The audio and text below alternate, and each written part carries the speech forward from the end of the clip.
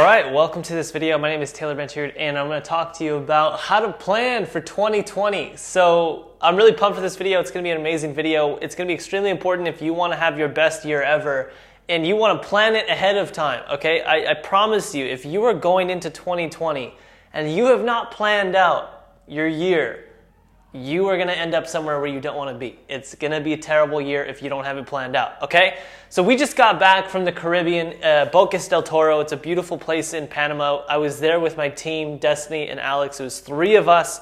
And what we were doing is we were planning out 2020 for like 6 days straight. I think it was actually like 4 days because there was a couple days where we just hung out and did some cool stuff around the island and whatnot. But what I'm going to tell you in this video is how to do it and why you need to do it. So first, let's talk about the why. It's very obvious. If you don't have a plan, you're going to become part of someone else's, or you're going to simply end up somewhere where you don't want to be, okay?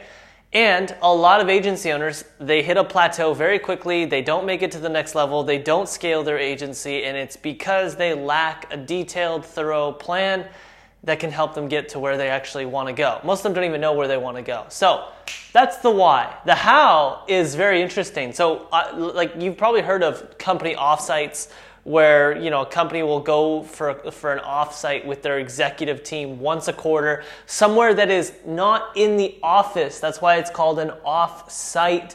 And it's usually just the executive team, okay? Now, why is it just the executive team and not the whole company? Great book called, I forget the name of it, Think Simple, by a guy who worked with Steve Jobs. Steve Jobs was relentless about only allowing a small group of smart people decide the fate of Apple, okay? And you do not want to have, 100 people trying to come up with a plan for the company's future. You want to have just a handful of people. A good rule of thumb is that the people that is planning out your year, the next year, should be able to share 2 pizzas. That's like the 2 pizza rule. And they talk about it in Google as well with Eric Schmidt. And anyways, so it's an offsite. Why is it offsite? Because it's good. It gets you out of your daily routine. It helps you think differently than what you would normally think if you were in the office. It just gets the creative juices flowing, all right? So you want to do it outside of your office. That's the first step. The second step that we did, now this is kind of the agenda that I had built out for the offsite when we went to the Caribbean with my team.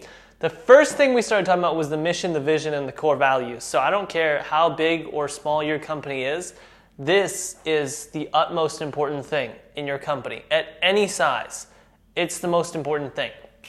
Why?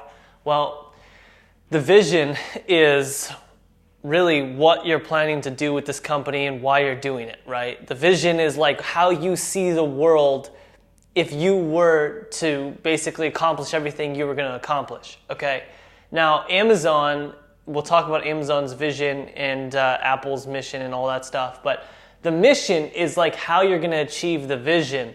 And then the core values is the essential guiding principles and values that are needed in order to accomplish the mission and hopefully the vision as well. So the vision, for example, Amazon's vision is to be the most customer-centric company on earth. That's not word for word what it is, but it's basically a SparkNotes version. So that's their vision, to be the most customer-centric company on earth, right?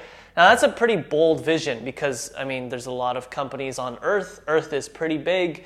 And then, you got to factor in the mission, which is how are they going to actually achieve this vision? Now, this is where it gets really fun. The mission is rooted in the now. Okay, so the mission is more so the how-to. Now, Amazon's mission is basically, the way I like to sum it up, is fastest shipping, cheapest prices, and widest selection. If we can master all 3 of these things, if we master these 3 things, we will achieve our vision. So essentially that's their mission, is to provide the fastest shipping, the cheapest prices, and the widest selection. These are the 3 variables that Jeff Bezos talks about in so many interviews where he says, I can't imagine a day, not 1,000 years from now, not 100 years from now, not next year, not now. I can never imagine a day where a customer tells me, you know what, I don't want faster shipping, I don't want cheaper prices, and I don't want a greater selection. So he's focusing on like first principles, right? Which is basically the core foundation of what drives an amazing experience and what is really customer centric. And those three variables are really important to Amazon and the type of business model that they have. So the mission should be rooted around some variables that give direction to the company and everybody within the company. You got to keep in mind how many employees Amazon has. I think it's over 500,000 employees at this point. Maybe it's over 1 million. It's insane. And you got to think, like, how does Jeff Bezos, the founder of this company, manage all these people? He doesn't, right? How do all the managers manage all these people? They really can't. And so what you have when you have such a massive company is all you really have is your mission, your vision, your core values to help guide the whole company. And so that's why this is so important. And it's important to do it as soon as possible. So I'm not going to dive deeper into that. The next thing that we did on the offsite was we talked about our personalities, our roles and responsibilities. So what my role was, what Destiny's role was, what Alex's role was. We took personality tests. We looked at the data from the personality test. So it was objective, not subjective. We weren't thinking like, oh, I feel like I'm this person. No, it was like objective analysis. You know what, this personality test mixed with that one and this one says that I'm this. And then we decided what the roles and responsibilities would be and what that's going to look like in the next 3 to 5 to 10 years, okay? So this one's really important as well because you kind of want to do this from the beginning so everybody knows, okay, this is my focus. That's my focus. This is my focus, right? Otherwise, you have people doing different things that are overlapping with each other and it can cause some friction. So I'm not going to go too in-depth into this. The personalities we took, if you want to take them, they're really good. The Strengths Finder by Clifton, I forget his exact name, but it's just called Strengths Finder. And Clifton Strengths Test, I believe is what it is, costs about $50. That is one of the best personality tests I've ever taken. We also took the Myers-Briggs. We also took the Integrator versus Visionary personality test, which is by a book called Traction. If you've ever read the EOS, the Entrepreneur Organization or Entrepreneur Operating System, Chad Holmes, or not Chad Holmes, a different guy. But anyways, those 3 personality tests were the tests that we took. Great personality tests, and really you should do all 3 because each one can tell you different things. Once we did those personality tests, we got the roles defined. Then we went into the 1-year, 3-year, 10-year goals. Okay. Now, I'm going to show you what these look like because it's really simple. It doesn't need to get complicated. This is just an example here. This wasn't our exact numbers or goal. Some of it was. But the 1-year goal is really simple. It's more so rooted and based around metrics and numbers, okay? So like let's say your target revenue is $2 million. Your profit margin is 25%. That means you're going to look at $500,000 extra cash flow in the bank. Average client retainer, $5,000 per month. The $50,000 monthly recurring revenue per AE just means that we want every account executive to be at least managing $50,000 per month at ease, right? Like they should be able to do that no problem. 60 clients, 90% retention rate. So it doesn't need to get more complicated than this, okay? But this is a good thing to write down because it helps you kind of think, okay, wait, if this is our goals, how are we going to reverse engineer this and achieve it, which is where OKRs are going to come into play. Before we talk about OKRs, I'm going to tell you about the 3-year and the 10-year. The 3-year looks just like this, okay? Now, the 10-year is pretty simple. 10 years is so far out that you can just make it very simple in terms of top-line revenue, expected profit, and that's pretty much it. You don't need to talk about employees or average retainer or anything like that because 10 years is so far away. Some of the other stuff we did talk about in the 1-year and the 3-year was our service expansion, which I didn't mention here. So we also have some basic goals here for different services that we want to offer. We've never expanded our services. Well, actually, we kind of did, but it was so similar to what we currently have. But we're looking to expand our services in a very radical way, which we've never done yet. And that is also in the 1-year goal, right? So, for example, if you typically only do Facebook advertising and you're thinking about adding on a new service for your clients like Google AdWords, you would say something along the lines of, sign up 5 clients for Google AdWords shopping ads management service, whatever, right? Simple. Now, Now let's talk about OKRs. So, OKRs are amazing. I personally love it. If you want to learn more about OKRs, because this is a super simple Spark Notes, I recommend you read a book called Measure What Matters by John Doerr. OKRs originally came from a guy who worked for Intel. I believe it was Intel. I forget his name, but John Doerr worked under this guy, and then John Doerr introduced OKRs to Eric Schmidt at Google, and this became their operating system for Google, and it's been this way ever since Google's inception. Okay, so OKRs have guided them for well over a decade. And what it is it's objectives and key results. So objective is really simple. Amazon's objective is build Earth's most customer-centric company, right? That's their vision. So at the high level, you have this super crazy objective, which is otherwise known as the vision of the company. And the key results are basically the variables within the mission that we talked about earlier. And so, the way that Amazon is going to accomplish this objective is if they master these three things and become the best in the world at it in their niche of, e-commerce, selling products online. And fastest shipping, cheapest prices, widest selection, right? So these are the three variables that are specific to Amazon and being the best, whatever. So the key results are basically the things that must be achieved in order to accomplish the objective. Now, if you look at Amazon, they're one of the most valuable companies in the world, which is why I love looking at them and studying them. And they have accomplished this. Okay, Amazon.com has the fastest shipping. They have the cheapest prices for almost, for the vast majority of products. They also have the widest selection. And because of this, they have achieved this, and therefore they are the most valuable company in the world. Okay, Jeff Bezos is also the richest man in the world. But you can't just have it so broad, right? So this is kind of what an OKR looks like at the top level, the most basic level. All right, we are back. I had to go let the cat out. He was trapped in the bathroom. So, you have this top level objective, which is related to the vision and the mission. And then what you got to do is you got to break it down. Okay. And it's kind of like a cascading effect, which you'll learn more about if you read more about OKRs in Measure What Matters, or if you just Google it and read some blogs.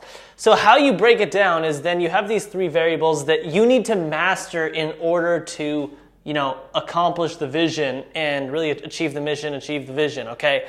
So then you got to break it down. Okay, well, if this is a key result, fastest shipping, then what happens is this kind of gets cascaded down to where this key result becomes an objective, right? The objective is then fastest shipping. Well, how do we achieve fastest shipping, right? So what are the primary key results that would tell us that we've achieved the fastest shipping in the world? So what you'd kind of have to do is look around at all the different e-commerce sites and see that, we've identified that the fastest shipping that what we're seeing in the world is 48-hour shipping. What we're going to do is we're going to make it 24-hour shipping. If we achieve 24-hour shipping, we know that we got the fastest shipping in the world, okay? Now, in terms of an average shipping speed, but then also, another key result to factor in is price, because you can have the fastest shipping in the world and have overnight shipping, but does it make sense economically?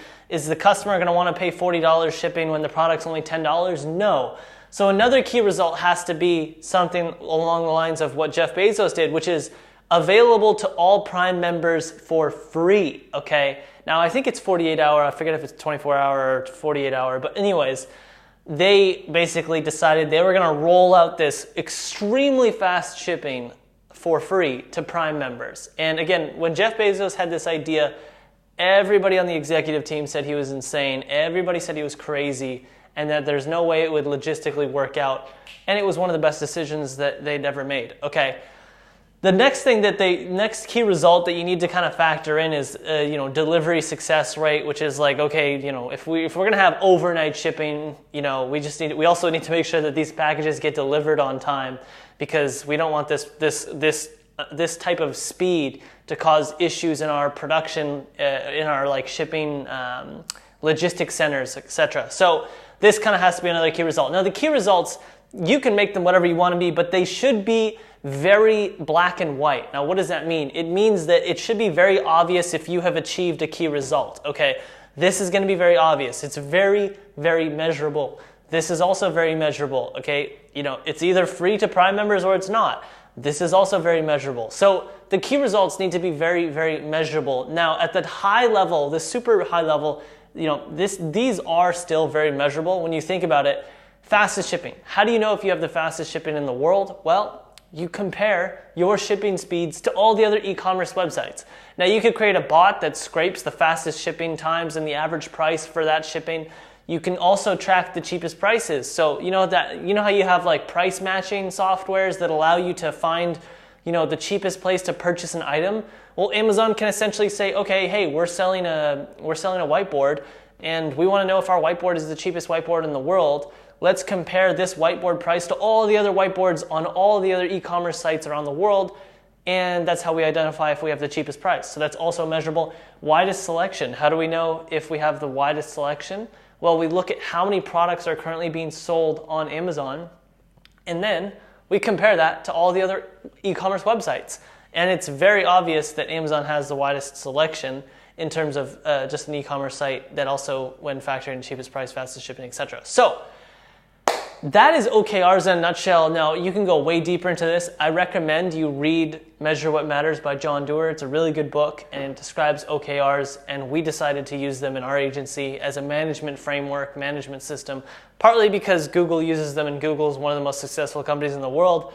Also because Amazon doesn't necessarily use them per se, but Jeff Bezos says it in pretty much every interview, what his main variables are, which are key results and objectives. So the last thing that we talked about that I'm at least going to mention in this video, there's a lot of stuff that we talked about, but I don't want to mention it because it's sensitive, a little bit more private information. But the last thing we talked about was bonus structure. Now, bonus structure is really simple. It is a structure for the executive team that basically outlines some form of incentive for us to hit our 1-year goal. Okay, so the bonus structure that we decided on was, for example, if our goal here is $500,000 in profit at the end of the year, right? Because we're shooting for $2 million revenue, 25% profit margin, that's $500,000 in profit at the end of the year. If we hit, because you got to keep in mind, this is a stretch, okay? Like, for example, your 1-year goal should not be easily achievable, okay? It's a stretch goal. What does a stretch goal mean? Well, a stretch goal means that you really gotta stretch to get there, and it would be it would be a surprise if you got there because it's such a stretch. You're barely able to get it, but you know that it is possible, but again, it's a stretch, okay? So when we set our bonus structure, we said that if we hit, for example, $375,000 in profit, end of year, we will split 10% of the profit among our executive team. Now, there's 3 of us, okay, right now in the executive team. And so $375,000 profit, if we hit that at the end of the year, 10% of that is $37,500, which means that our bonus payout for each of us would be $12,500 as a cash bonus the end of 2020 if we hit our goal. Now, this is 80% of the actual goal, okay? So, or I think it might be 80%, it might be 75%. I forget if it's 75% or 80%. But the point is that if we reach 80% of 500,000, we still will be extremely happy, and we consider that a win, and we're willing to pay ourselves a bonus on that amount because that's still considered not a huge win, but it's still considered definitely a win for us, okay? So if we hit 375,000, that's our minimum threshold. We need to hit that to be able to be paid this cash bonus. Then we'll get $37,500 profit split amongst the team, and that'll be $12,500 each, considering that there's 3 of us. If we hit 500,000 profit, that'd be $50,000 as a total profit pool, and then we divide that by 3, which would be $16,666 each. Now, what happens though is we also want to have some motivation to keep going, right? If we're just smashing it out of the park and we're crushing our goal, we want to have a ton of incentive to just push forward as much as possible. And so what happens is this thing increases, okay? So if we pass this goal of $500,000 in profit by the end of the year, what will happen is the payout will actually increase. So we decided that, now these aren't the exact numbers, keep this in mind, but this is relatively the same. We decided that if we hit between $500,000 to $750,000 profit end of year, we will make it a 12.5% profit payout pool, okay? So again, you can kind of do the math on this. 750,000 times 12.5% divided by 3 is what the total payout would be for each of us, which I think that comes to something around $28,000 to $33,000 each.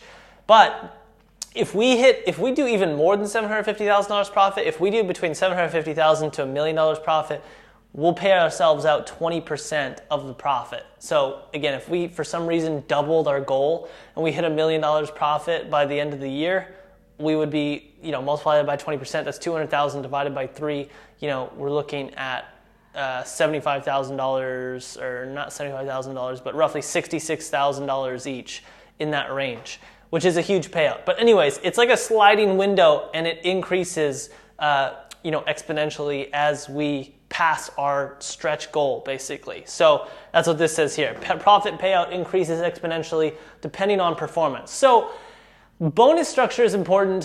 Why? I mean, I'm on a salary, my executive team, they're on a salary, everybody's on a salary. And look, I work 72 hours a week.